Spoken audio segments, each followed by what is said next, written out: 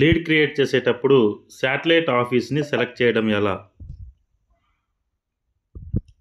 So మొత్తం మనం process అంతా చేసుకుంటూ వచ్చిన తర్వాత సేవ్ కొటేషన్ మీద క్లిక్ చేసినట్లయితే ప్రీమియం క్యాలిక్యులేటర్ దగ్గర సేవ్ కొటేషన్ మీద క్లిక్ చేసుకున్నప్పుడు ఇక్కడ నెక్స్ట్ మీద క్లిక్ చేయండి.